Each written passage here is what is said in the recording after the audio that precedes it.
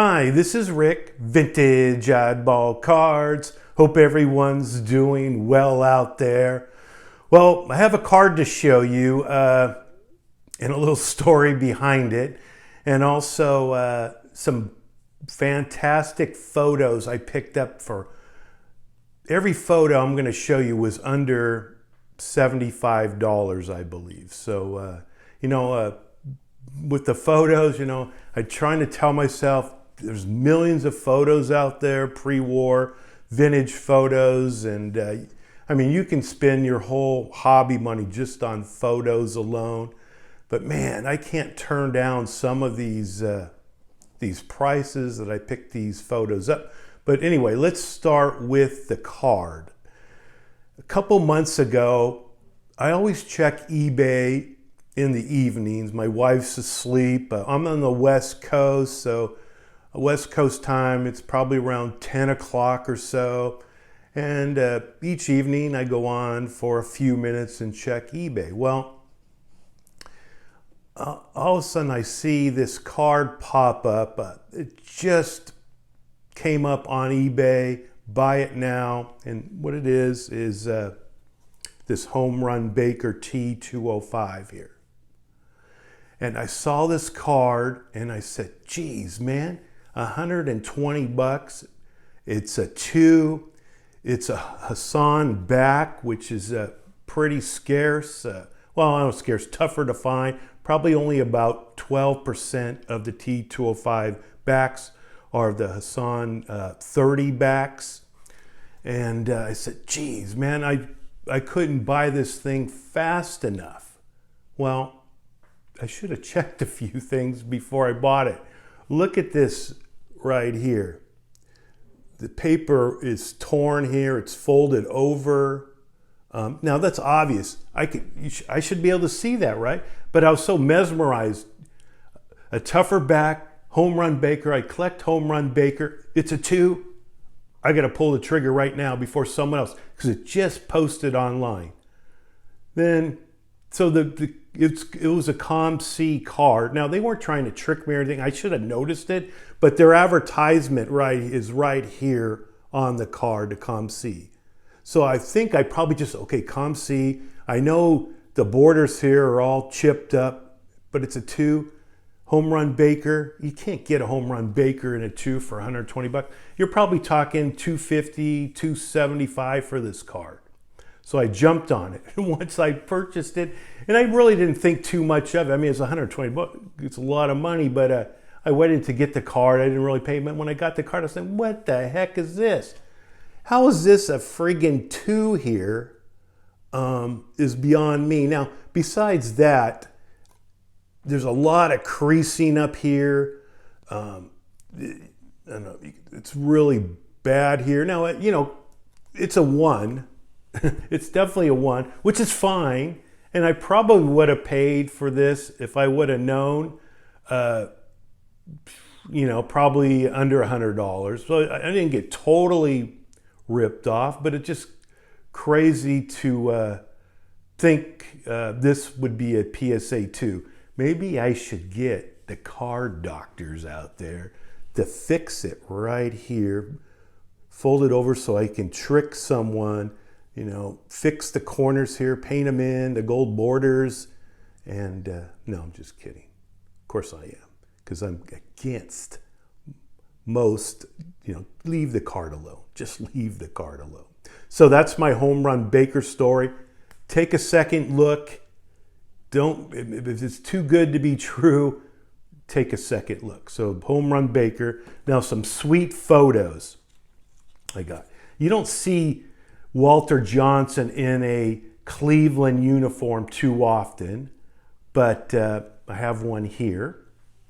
And this is when he was a manager for the Cleveland Indians in 1934. This is a Type 1, beautiful image of him.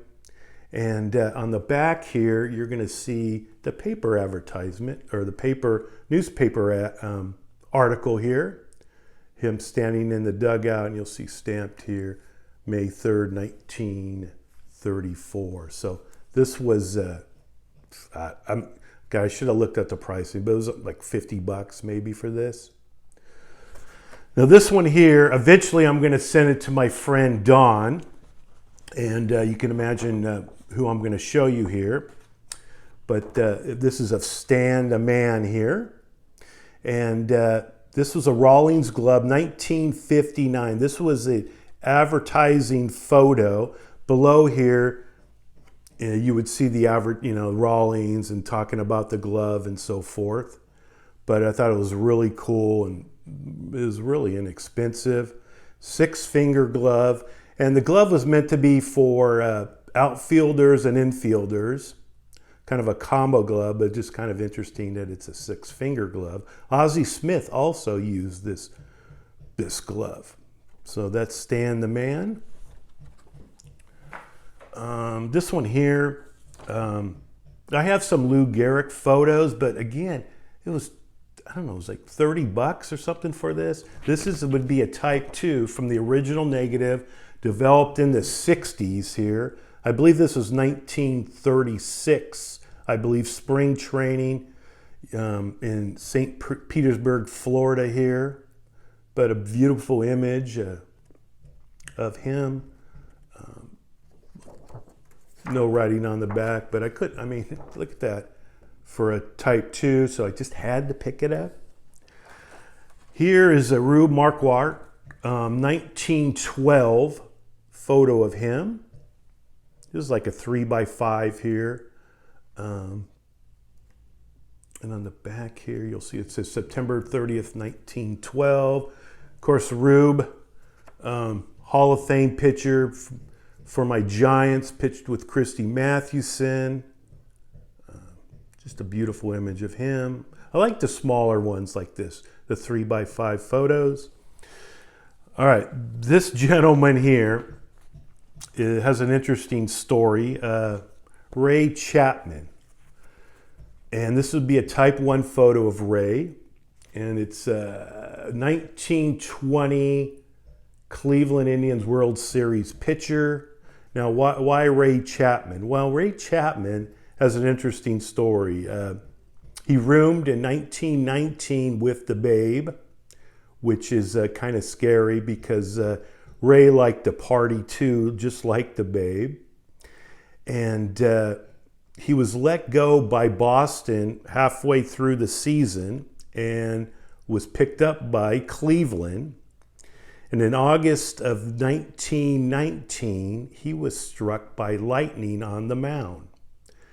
And it wasn't a direct hit because it probably would have for sure killed him, but it knocked him unconscious for 5 minutes, they say. And actually, he continued pitching in the game, which is just unbelievable in itself.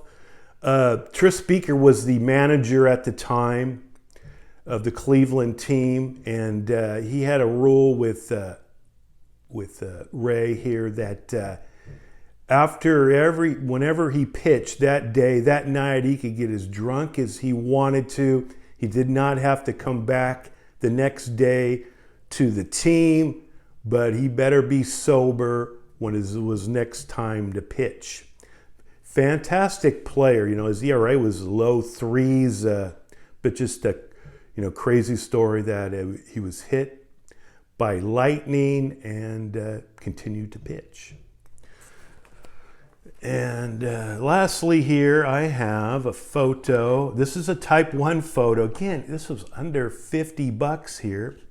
1950 photo of Bob Feller. And just a beautiful image of him. And what makes it kind of cool too is the photographer. It was God dang it, it escapes me. His name is. Give me 1 second. His name.